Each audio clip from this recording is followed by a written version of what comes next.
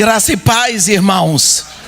Bom estarmos aqui. Eu gostaria de convidar a igreja para abrir a Bíblia no livro de Neemias, no capítulo 8. Neemias, capítulo 8. E vamos começar a leitura no versículo 1. Neemias, capítulo 8, versículo 1. Em chegando o 7º mês, e estando os filhos de Israel nas suas cidades, todo o povo se ajuntou como um só homem na praça, diante da porta das águas. E disseram a Esdras, o escriba, que trouxesse o livro da lei de Moisés, que o Senhor tinha prescrito a Israel.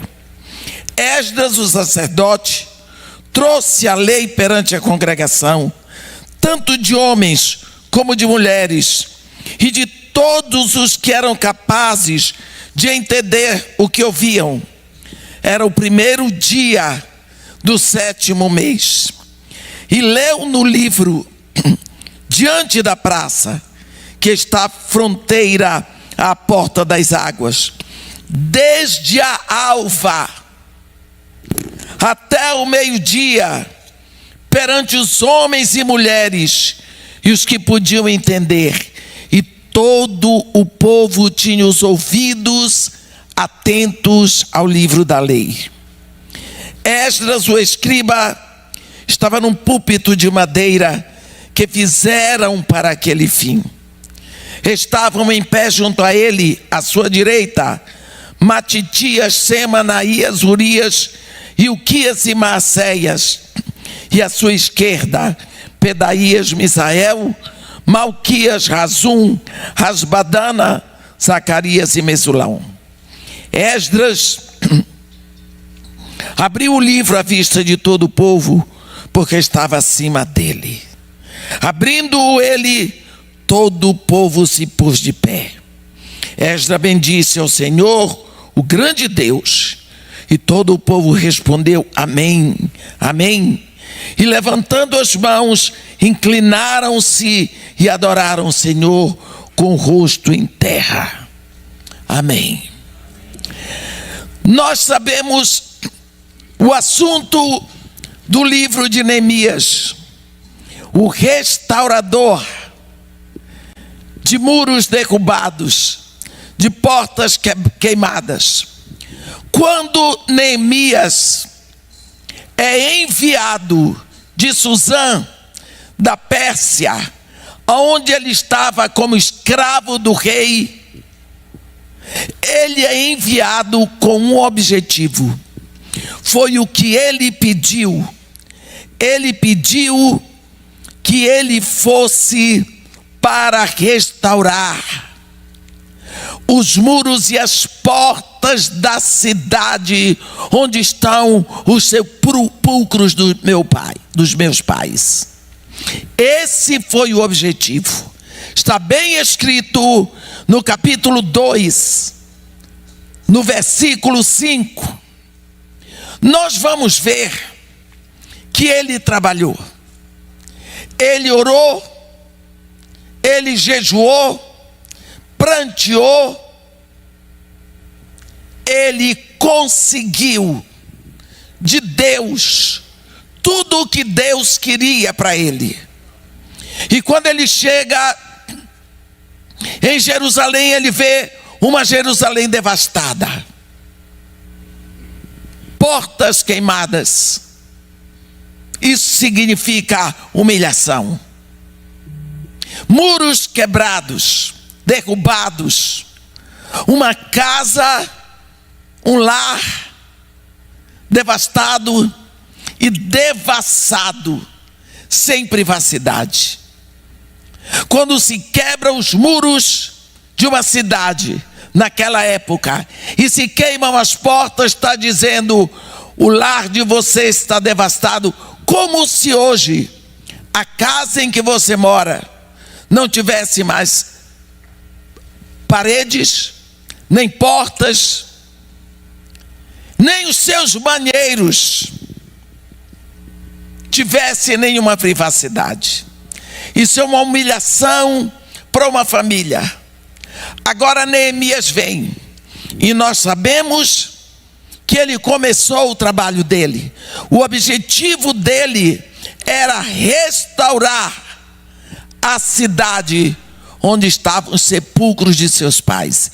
Ele tinha uma visão, ele tinha um objetivo, ele tinha um escopo, ele tinha uma prioridade.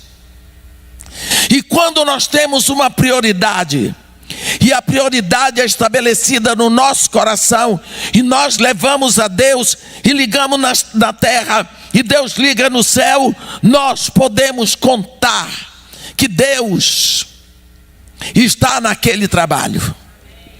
E esse homem, ele teve que resistir a muitas adversidades, muitos adversários que nós conhecemos, Sanbalates, Tobias e o Arábio. Nós sabemos que ele teve que vencer batalha. Houve um momento que eles trabalhavam com a espada numa mão e com a outra eles levantavam um muro. Eles tiveram todo tipo de ameaças, mas ele não desistia, porque ele olhava para frente. Quando nós estamos numa batalha, nós não podemos olhar para os lados, tem que olhar para o objetivo. Pense, se você está numa corrida de velocidade, uma corrida de 100 metros, você tem que chegar lá. Quando alguém dá o tiro de partida aqui, você corre olhando o ponto onde você vai chegar. Você não fica olhando para ver se sua esposa está lá, se seu filho está lá, se sua mãe chegou. Não. Se tem alguém olhando, você olha o ponto onde você vai chegar. Era essa a visão dele. Como Jesus. Lembra de Jesus? Jesus tinha uma visão. E a visão era o ministério dele na terra, era a missão dele, era a cruz. O escopo, o objetivo dele, a missão era a cruz, nada o impedia. O tempo dele era contado. Nós lembramos no capítulo 2 de João, quando a mãe falou que faltou vinho, ele disse: mulher, não é chegada a minha hora. No capítulo 6 de João, quando os irmãos queriam que ele fosse para o templo, ele disse: o tempo de vocês sempre está aí, o meu tempo não é chegado. No capítulo 17 de João, ele levanta as mãos e diz: Pai, é chegada a hora. Existiu uma hora registrada na eternidade. Existiu uma hora registrada antes que fossem criados os céus e a terra. A Bíblia diz que o Cordeiro foi morto antes da fundação do mundo. Antes da fundação do mundo havia uma hora determinada. Jesus Cristo se movia. A impressão que temos é que ele era movido por um pêndulo espiritual, de horas marcadas. Ele tinha um ministério imenso para dar conta em 3 anos e meio. E ele sabia onde queria chegar. Não podemos brincar com o horário. Por isso, sabemos que ele não vai se atrasar para buscar a noiva. Assim Neemias corria. Ele tinha um escopo. E esse deve ser o trabalho de todo filho de Deus. Ter o escopo, o objetivo, o lugar onde ele quer chegar. Para não ficar se envolvendo com coisas do mundo. Meus irmãos, Neemias teve que vencer batalhas. E ele foi um guerreiro de oração. Quando você lê o livro de Neemias, você vai ver que aquele homem orava todo o tempo por tudo. Tudo que ele ia fazer, ele orava. Ele foi traído. Se existe um momento difícil na vida de uma pessoa, é o momento da traição. Porque você nunca é traído por um inimigo. Você é traído por amigo.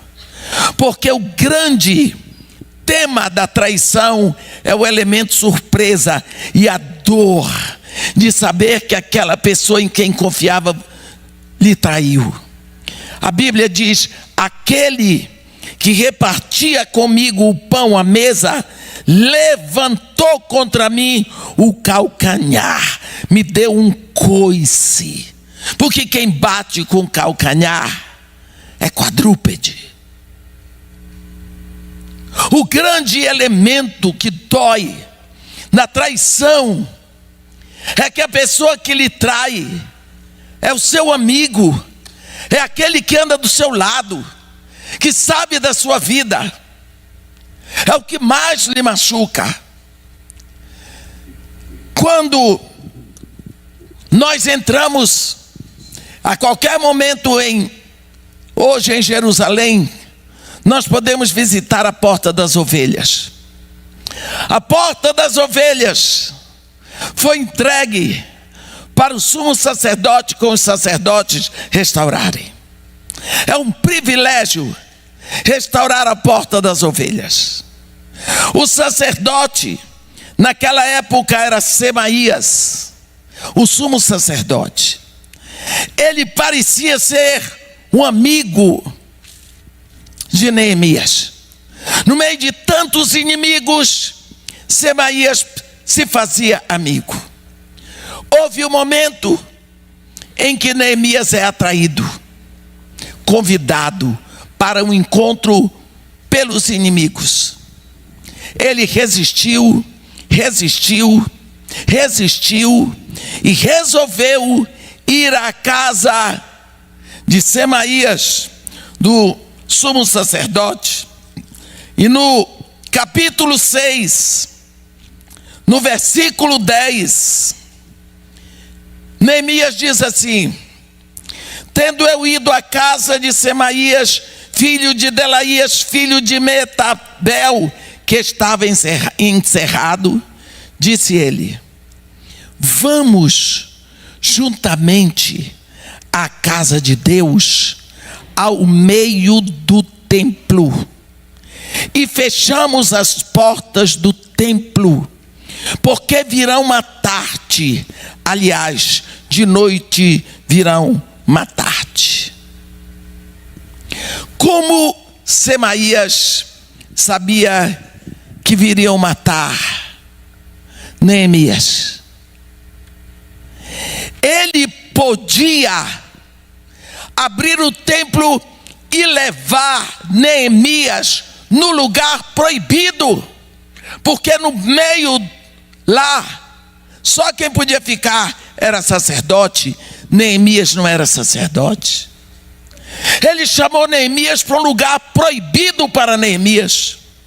Ele, sendo sumo sacerdote, ele estava atraindo primeiro a lei de Deus. E fazendo isso, ele estaria atraindo Neemias para o lugar errado, para que ali Neemias fosse morto. Olhe bem, Neemias, na casa dele, na casa de Semaías, recebe o convite para a morte. E ele responde: homem como eu fugiria? E quem há como eu que entre no templo para que viva? De maneira nenhuma entrarei. Olhe bem, o que vocês acham que aconteceu no coração desse homem? Não sobrou ninguém para ele. Mas nós vemos que tem um momento que ele tem que estabelecer guardas. A perseguição, o confronto, a dificuldade. Para quê? para restaurar muros, para levantar portas, para arrumar a casa, para ter o lugar do culto, para ter a cidade do rei. Mas, depois que tudo está pronto, nós lembramos que Esdras chegou em Jerusalém muitos anos antes de Neemias. Ele era o escriba. Nada aconteceu, mas agora que as portas estão no lugar, os muros estão levantados, restaurados, o censo foi pronto, a cidade de novo tem aspecto de cidade. Novamente os judeus têm a alegria de ver: temos a nossa Jerusalém. Vai acontecer um milagre. Ninguém precisou convidar. A Bíblia diz que quando chegou o 7º mês, os filhos de Israel estando nas suas cidades, porque nós sabemos que as tribos estavam divididas em cidades, cada tribo na sua cidade. Uma vez que estava tudo pronto, os filhos de Israel nas suas cidades, a Bíblia diz: todo o povo se ajuntou como um só homem. Todo o povo na praça diante da porta das águas. E pediram para Esdras que trouxesse a Bíblia dele, o livro da lei de Moisés que o Senhor tinha prescrito para Israel. Sem que houvesse chamado, sem que houvesse anúncio, sem que houvesse convite. O povo sente o convite no coração, o povo sente o desejo, e o povo se move. De todas as cidades eles sobem e eles se prostram ali e eles pedem. Você sente nisso uma saudade, um desejo de descobrir a sua essência, e eles pedem a Esdras que traga o livro da lei. Esdras, o sacerdote, trouxe a lei perante a congregação, tanto de homens como de mulheres, e de todos os que eram capazes de entender e ouvirem o que ouviam. Era o primeiro dia do 7º mês. Ele leu. Pense o que é isso. Diante da praça que está à fronteira, à porta das águias, desde a alva até o meio-dia. O que significa isso? Que aquele povo passou a noite ali, desde a alva, desde o amanhecer do dia até o meio-dia. Aquele povo ficou ouvindo a leitura perante homens e mulheres, os que podiam entender, e todo o povo tinha os ouvidos atentos ao livro da lei. Esdras estava num púlpito de madeira que tinha sido construído para aquela ocasião. O único lugar na Bíblia onde tem a palavra púlpito é aqui, Neemias 8, versículo 4. Esdras estava num púlpito de madeira que fizeram para aquele fim. Estavam em pé. Junto a ele, os sacerdotes. No versículo 5 diz: Esdras abriu o livro à vista de todo o povo, porque estava acima deles. Abrindo ele, todo o povo se pôs de pé. Todo o povo se pôs de pé.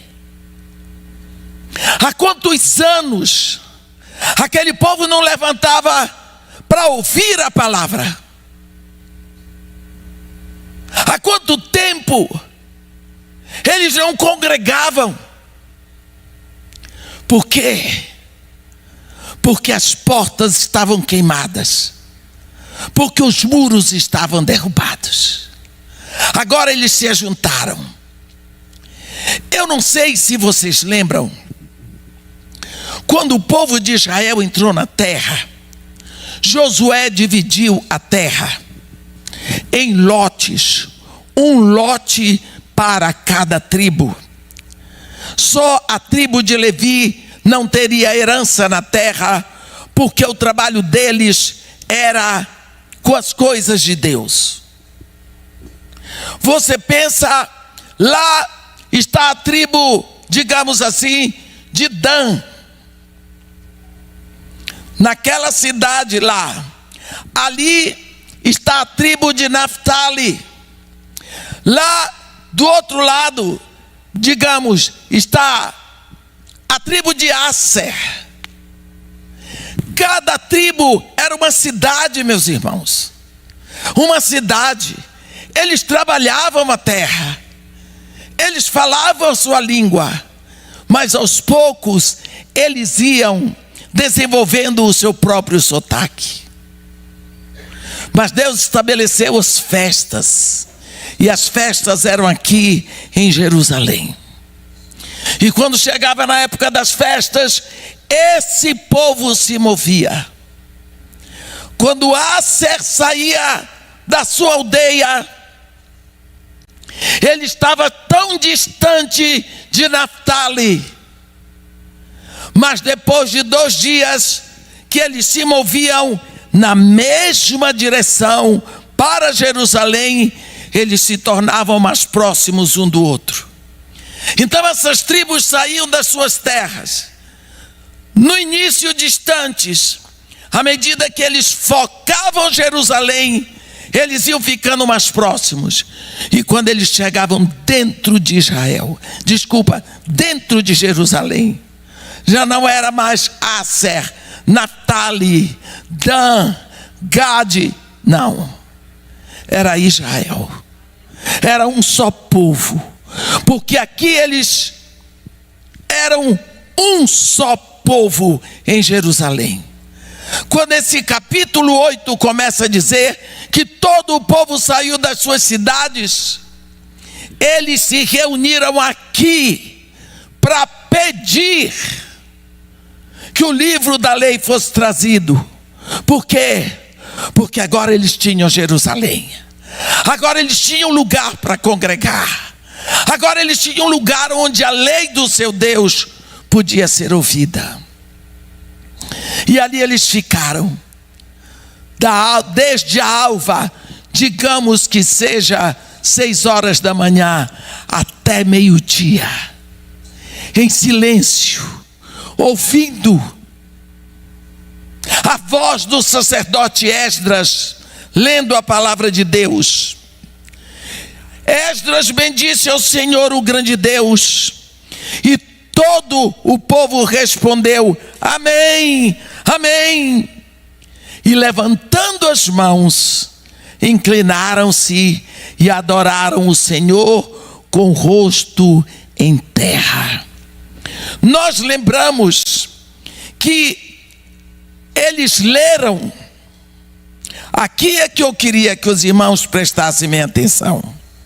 No livro da lei de Deus, claramente, dando explicação de maneira que todos entendessem o que era lido. Neemias era o governador e Esdras, sacerdote e escriba, e os levitas que ensinavam todo o povo lhe disseram: este dia é consagrado ao Senhor vosso Deus, pelo que não pranteeis, nem choreis, porque todo o povo chorava, ouvindo as palavras da lei. Você pode imaginar o que estava acontecendo, porque o povo chorava. Enquanto as portas estavam derrubadas, queimadas e os muros derrubados. Eles estavam soltos, dispersos, indiferentes. Mas no momento em que eles se reúnem, eles ouvem a voz que falou do Sinai. Eles lembram que eles têm um Deus. Eles choram de saudade e a palavra cai no coração. A palavra tem vida que vai aos corações. Meus irmãos, que palavra é essa? Que palavra é essa que diz para o caos: haja luz e houve luz? Que palavra é essa que vem e diz: haja separação entre luz e trevas, e houve? Que palavra é essa que diz para o mar: aquieta-te, e para o vento: sossega, e tudo acontece? Que palavra é essa que chama Lázaro no quarto dia? A própria irmã de Lázaro disse para Jesus: não abre, porque cheira mal. Ela era testemunha ocular da decomposição do cadáver, porque na véspera ela tinha ido lá para colocar ervas aromáticas. Que palavra é esta que abre daqui e diz: Lázaro, vem para fora? Ele não disse: Lázaro, ressuscita. Não, porque ele podia ressuscitar e ficar lá dentro. Vem para fora. E a Bíblia diz que ele saiu todo amarrado, mas saiu. Que palavra é essa? Por que será que esta palavra, com todo este poder, não está hoje ressuscitando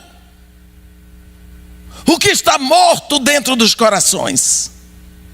Por que será que esta palavra lida por Esdras leva Israel a chorar de ouvir? Por que será que hoje nós não estamos mais vendo nada disso acontecer? A Bíblia diz que o povo chorava a ponto de Neemias e os escribas e os levitas dizerem ao povo: não há momento para chorar. Comam, bebam. Quem trouxe comida, reparta com quem não trouxe, porque é dia de festa.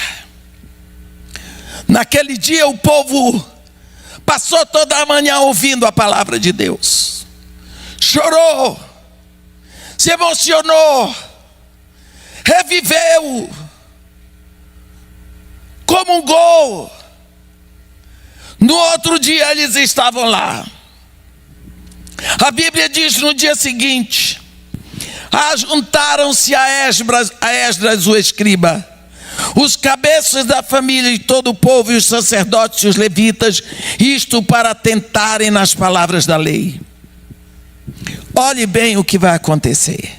Acharam escrito na lei que o Senhor ordenara por intermédio de Moisés que os filhos de Israel habitassem em cabanas durante a festa do 7º mês. Era o 7º mês. Era o 7º mês. Nós vimos aqui no capítulo 8, versículo 1. Em chegando o 7º mês, e estando os filhos de Israel nas suas cidades, todo o povo se ajuntou como um só homem na praça, diante da porta das águas. Agora, eles leem, tomam conhecimento de que existe uma ordem de Deus para o 7º mês, que no 7º mês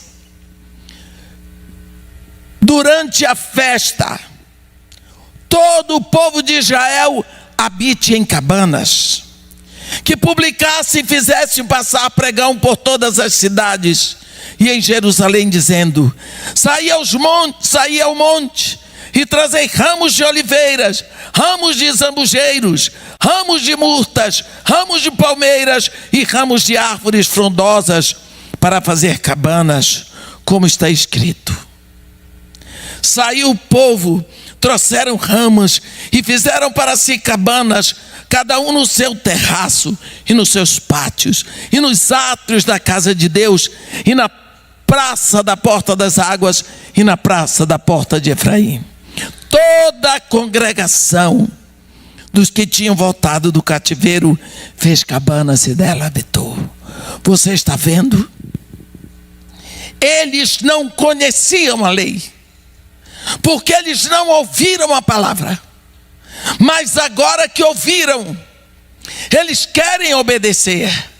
A palavra ouvida penetrou nos seus corações e agora eles estão obedecendo.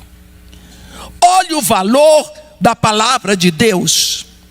A Bíblia diz que a palavra de Deus é viva e é eficaz. Significa que ela trabalha sozinha, ela não precisa de ajuda. E ela é mais cortante do que qualquer espada de 2 gumes. E ela vai até o ponto de separar alma do espírito, juntas e medulas, e é apta para discernir os pensamentos e os propósitos do coração. O que está acontecendo hoje?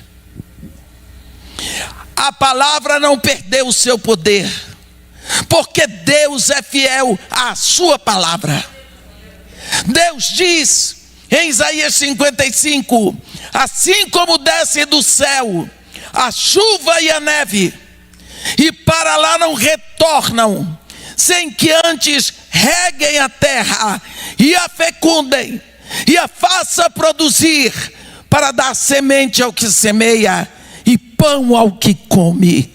Assim é a palavra que sai da minha boca, não retornará para mim vazia, mas fará o que me apraz e prosperará naquilo para que a designei. Preste atenção a isso. Vamos falar de uma palavra que saiu da boca de Deus, que ele diz que a palavra que sai da sua boca não retorna vazia, fará o que me apraz, prosperará naquilo para que designei. Uma palavra que sai da boca de Deus e não volta vazia. Só um exemplo. Deus dá uma palavra. Você olha lá no início da narrativa de Gênesis. No princípio criou Deus os céus e a terra. A terra, porém, era sem forma e vazia. Havia trevas sobre a superfície do abismo. O Espírito de Deus pairava sobre a superfície das águas. E Deus diz: haja. O Espírito de Deus pairava, tomando conta, mas nada aconteceu até que viesse a palavra. Quando veio a palavra no vazio, coberta pelo Espírito, produz. Muda isso para o Novo Testamento. Tem lá um ventre sem forma e vazio, porque o ventre de uma virgem. O ventre daquela mulher estava do jeito que ela nasceu, do jeito que Deus fabricou no ventre da mãe dela. Estava lá, sem forma e vazio. A palavra vem: terás um filho. A palavra vem no imperativo positivo. Assim como Deus lá disse: haja luz, no imperativo positivo. Aqui no Novo Testamento, ele diz: terás um filho. Imperativo positivo. Ele não diz poderás ter. Quem sabe você poderia ter. Não, ele diz terás. Ela que se vire. A ordem foi dada. Mas Deus é Deus. A moça se assustou. Ela já tinha assinado o ketubá com José. Ela prometida e comprada. Ela se assustou. Ela não era boba. Porque Maria não era boba. A gente vê pelos filhos que ela criou. Cada filhão. Ela disse: como? Como se fará isso? Eu não conheço varão. O anjo disse: ei, preocupa não. O Espírito Santo te cobrirá. A palavra já caiu. Terás um filho. O Espírito Santo te cobrirá. E o ente que te nascer será chamado Filho do Altíssimo.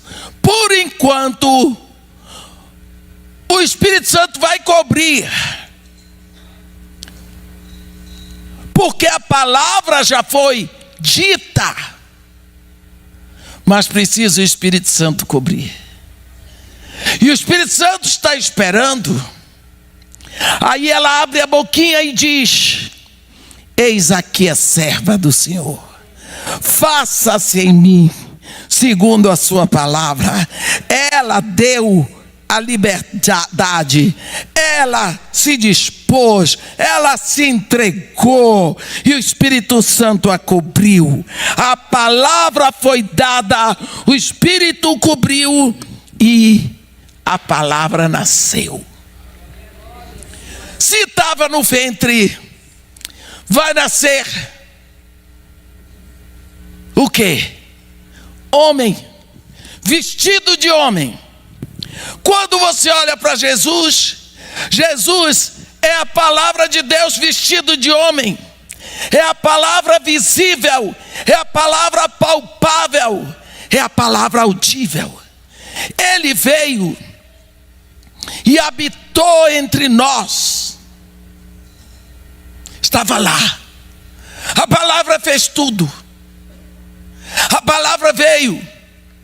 Mas quando vem esse Filho de Deus, é unigênito. É o único gerado do Pai na terra. Quando ele volta primogênito. Porque Deus disse: assim é a palavra que sair da minha boca, não voltará para mim vazia. Ele volta dizendo o que está escrito em Hebreus: eis-me aqui, ó Pai, e os filhos que me deste. Não voltei vazio. Aos meus irmãos proclamarei teu nome, cantar-te-ei louvores no meio da congregação. Esta é a palavra de Deus. Nós perguntamos: o que está acontecendo hoje?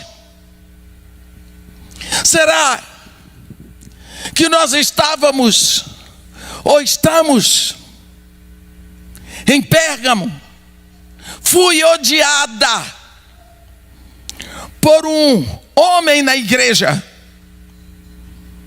que estava pregando para os jovens, e eu ia pregar depois dele. Desculpem, eu tinha pregado antes dele, e ele ia pregar no horário depois, porque ele era um homem que tinha um nome muito vultuoso, era uma pessoa muito importante. Então ele tinha o horário nobre. Mas não tem problema, pode me chamar no horário que tiver, que eu vou. É privilégio. É privilégio pregar, ser levantado diante da Assembleia dos Santos de Deus para ministrar a palavra, meu irmão. Eu vou perder uma oportunidade dessa? Eu posso ser tudo na vida menos burra. E ele disse: eu ouvi ele dizer, pregou muito bonito. Eu dei graças a Deus que eu tinha estudado para compreender palavras muito difíceis. Ele disse: completando tudo, pode fazer sexo fora do casamento, mas com responsabilidade. Eu quase morri. Eu tive medo que meu filho estivesse ali. Eu olhei para aqueles jovens, eu não sabia o que fazer. Isso tem mais de 20 anos. Chegou lá fora, eu olhava para aquele homem, eu tinha medo dele. Eu disse para ele: pastor, o que foi isso que o senhor disse? O que você acha? É o que eu falei. Eu disse para ele: o senhor está em Pérgamo. Pérgamo. Totalmente misturado com o mundo. Você esqueceu quem você é. Esse homem teve tanta raiva de mim. Mas não tem problema. Nós precisamos saber a responsabilidade que nós temos com esta palavra. Se nós deturpamos a palavra, é como estivéssemos trazendo novilho ou cordeiro doente, faltando pedaço para oferecer como sacrifício a Deus. Porque toda oferta representa o cordeiro. E todo o cordeiro representa a palavra de Deus. Jesus é esta palavra. Olhe bem, se no Antigo Testamento a leitura da lei deixa o povo chorar com o coração compungido, por que será que a leitura do Evangelho não está tendo o mesmo efeito hoje? Eu me pergunto, a palavra em si não perde o poder. Será que nós estamos pregando a palavra de Deus? Quando o profeta Ezequiel é levado a profetizar para os ossos secos, a ordem que ele tem de Deus é: ossos secos, ouvi a palavra de Deus. Porque se os ossos secos ouvem a palavra de Deus, por que é que eu não ouço? Quando a palavra de Deus é pregada, não há impedimento. Osso seco ouve, montanha ouve, o mar ouve, tudo ouve, porque não há impedimento para a palavra. Nós vemos lá em Jonas, falamos ontem sobre o avivamento que aconteceu em Nínive, por uma visão que Deus deu. Jonas foi para Nínive, uma cidade idólatra, perdida, nefastamente pecadora. E ele diz ainda: 40 dias em Nínive será subvertida. Passou o tempo atravessando, fazendo esse discurso mal criado, de má vontade, um profeta esquisito. Até o rei desceu do seu trono, retirou as vestes reais, se vestiu de pano de saco, sentou sobre a cinza, deu um decreto que todos se convertessem ao Deus de Jonas, desde os animais teriam que fazer jejum. Porque ele não apontou um pecado, ele não chamou atenção de idolatria nem nada, ele apontou um tempo que ia caminhando para o final. Se hoje são 40 dias, amanhã são 39, 38 e um sermão escatológico. Mas Neemias, ele restaura os muros, coloca as portas no lugar, vence todas as dificuldades. O povo viu que tinha casa, O povo vem sem ser chamado e quer ouvir a lei do seu Deus. Quando a palavra é lida, toca os corações. Eles tomam conhecimento da vontade de Deus e vão obedecer. E começa todo um avivamento em Judá, a partir do momento em que a palavra de Deus é lida e ouvida. Porque novamente a cidade tinha sua privacidade. A cidade era dos filhos de Israel. Quando nós vemos isso tudo e nós pensamos, o que é que nós estamos vivendo hoje? Somos parados, quase que indiferentes. Temos a Bíblia, não lemos, não nos interessamos, não meditamos na palavra, não engolimos trechos para ruminar. Como você dorme sem ter um trecho para ruminar de madrugada? De onde vem a sua nutrição? Igreja não cresce por número, por estatísticas. Igreja cresce por nutrição. E a nutrição da igreja é a palavra de Deus. Olha, o povo acordou. O povo pediu. O povo queria. Esdras estava lá, muito antes de Neemias, mas não tinha lido o livro da lei para o povo. Como lemos no primeiro dia: se fendesses os céus e descesses,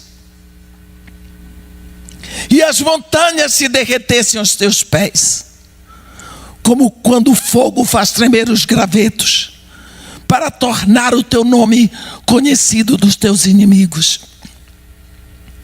Quando tu fizeste coisas maravilhosas para nós, que não entendemos, tu desceste, e as montanhas se derreteram aos teus pés, porque desde toda a eternidade, nem olhos viram, nem ouvidos ouviram, e nem coração nenhum foi revelado sobre um Deus como tu, que trabalhas em favor daqueles que em ti esperam. É tempo, meus irmãos, de nós nos interessarmos por essa palavra, de nós buscarmos a palavra. Não importa quem pregue, mas você tem ela escrita. Esdras fez o que você sabe ler.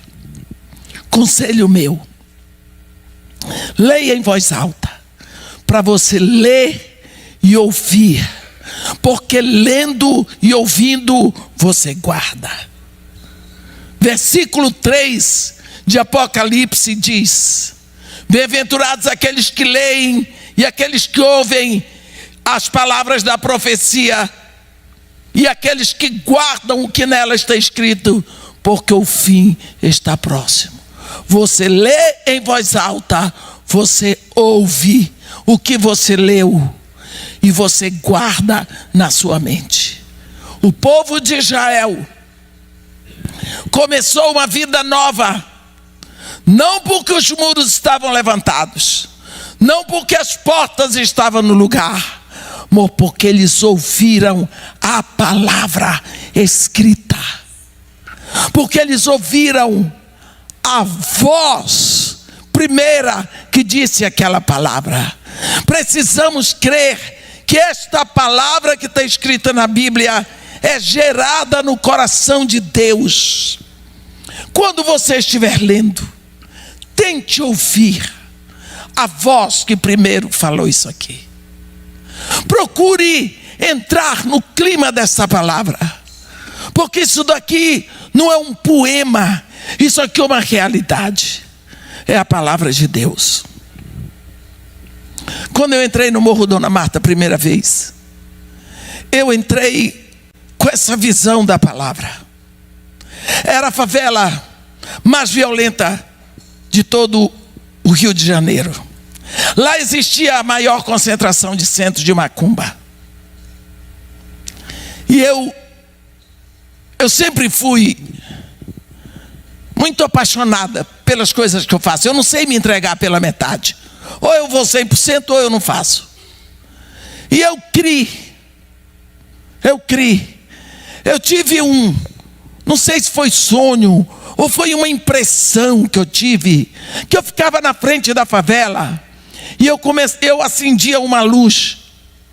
E aquela luz ia se multiplicando, e daqui a pouco a favela toda estava iluminada. Ora, a luz é a palavra. Então eu vou orar no pé da favela. Eu vou dizer a palavra no pé da favela. E eu chegava lá na frente da favela, que para mim é o pé ali, e eu começava a dizer a palavra. Só o que está escrito. No princípio era o verbo, e o verbo estava com Deus, e o verbo era Deus. Ele estava no princípio com Deus. Todas as coisas foram feitas por intermédio dele, sem ele nada do que foi feito se fez, porque a vida estava nele, a vida é a luz dos homens. E começava a dizer só o que está escrito na Bíblia, até as vírgulas. Daí eu pulava para um salmo, aí eu ia para uma carta de Paulo, aí eu voltava para Gênesis. Só a palavra, 1 hora, todos os dias. Eu tinha certeza que no mundo espiritual alguma coisa estava acontecendo. E teria que acontecer, porque vou dizer: a palavra que sai da minha boca não retornará para mim vazia. Nunca, meu irmão, nunca isso vai acontecer. Soltou a palavra de Deus, vai acontecer.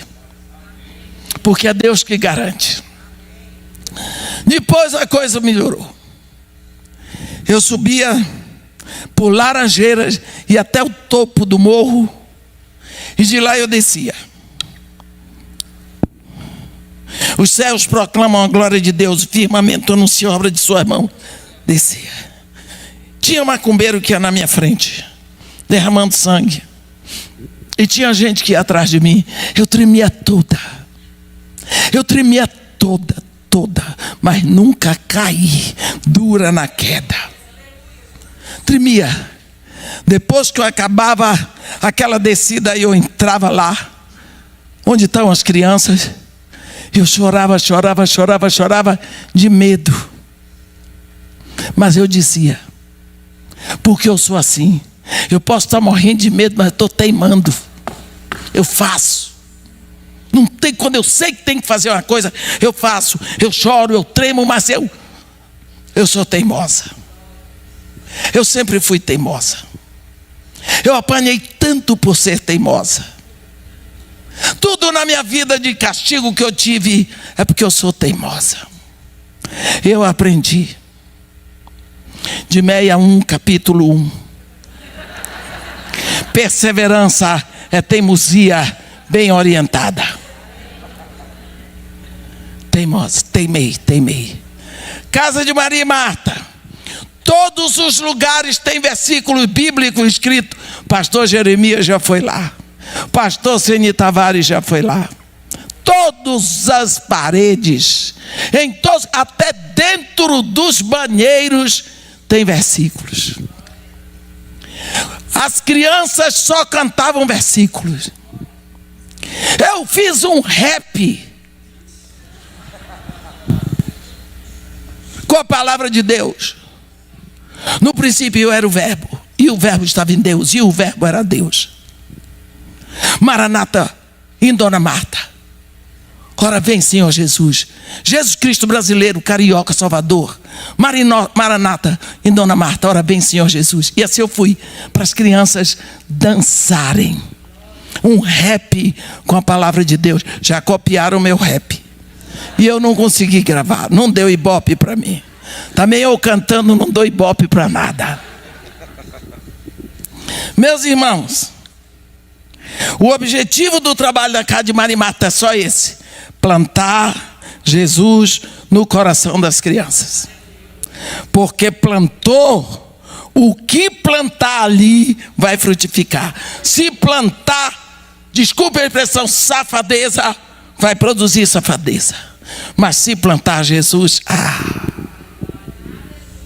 já tem tantos pastores que saíram dali, missionários, líderes de louvor, e vem falar comigo. Eu estava em Portugal, só vou dar esse testemunho, porque tem aqui gente que estava lá comigo, a Ângela estava. Menina que foi de mim lá, que foi lá da casa de Dona Marta. Eu não sabia que ela estava em Portugal. Descobri onde estava, foi lá levar uma oferta para mim. Precisava ver o carinho, a saudade. É como se eu fosse a mãe. Eu vi pequenininha. Eu enterrei o pai dela. E tantas histórias. Palavra de Deus. Entrei lá em 1990. 2002 acabou o último centro de macumba. Palavra de Deus. Se a palavra de Deus não fizer isso, então não é palavra de Deus. Se for palavra de Deus, vai destruir as obras do diabo, sim. Para isso se manifestou o Filho de Deus, para destruir as obras do diabo. Então, se eu der a palavra de Deus, vai destruir. Deus diz, profeta, profetiza. O que? Diz assim: ossos secos, ouvi a palavra de Deus. Se eu pregar a palavra de Deus, osso seco ouve sim. Porque a palavra de Deus não há impedimento para a palavra de Deus. 2004, o Morro Dona Marta foi retirado da lista das favelas violentas. 2008, o governador resolveu fazer as UPPs começando no Morro Dona Marta. O Morro Dona Marta recebeu a primeira UPP, sem um tiro, sem uma gota de sangue, sem prisão, sem nada. Pronto, descobrimos como pacificar a favela. Fizeram um censo, 83% da população de Dona Marta era evangélica. Por quê? Palavra de Deus, nunca fui pregar na casa de nenhuma família. Nunca fui pregar na boca de fumo. Nunca fiz culto com os pais. Entrega para as crianças, eles levam. São os melhores evangelistas, porque eles entregam o que eles ouvem na íntegra. Eu me lembro de uma vez que um pastor queria que minhas crianças fossem cantar domingo de Páscoa. Já vou terminar, pastor, que eu sei que vocês têm horário. E eu disse, pastor, eu não posso, porque minhas crianças cantam e dançam bem. Eles são lindos, dançam bem. Tem um grupo de dança, Yeshua Rai, dança hebraica, a quem ensinava tudo. Eles cantavam em hebraico, português e inglês. Eles são joia. E eu disse, eu não posso obrigar. Por quê? Cada criança vai numa igreja, porque eles aprendem a cantar na casa de Maria e Marta. Aí eles querem mostrar, eles tocam um instrumento, eles cantam. As igrejinhas do morro vão convidar as crianças para fazerem um grupo de louvor. Eles se sentem valorizados, e assim eles começam a liderar louvores nas igrejas. Eu disse, eu não posso pedir que as crianças vão domingo de Páscoa para a sua igreja, mas o senhor está livre e pode convidar. O pastor chegou lá, muito feliz, e disse, olha, crianças, eu vim aqui fazer um convite para vocês. É que domingo de Páscoa, lá na minha igreja, e diz qual era a igreja, todo mundo conhece o pastor, o coelhinho deixou ovinhos para quem for cantar um menino de 6 anos. Que pastor, pelo amor de Deus. Coelho não bota ovo, nem a coelha. E os outros começaram a rir, virou aquela anarquia. Pastor, levantou a menina. Páscoa não tem nada a ver com coelho, tem a ver com cordeiro. O pastor de preto ficou verde. Vocês viram? Eles aprenderam.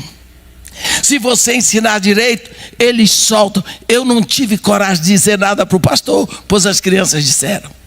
O pastor olhou para mim, eu olhei para ele, eu olhei para as crianças, um pouco envergonhada, porque eles precisavam respeitar o pastor.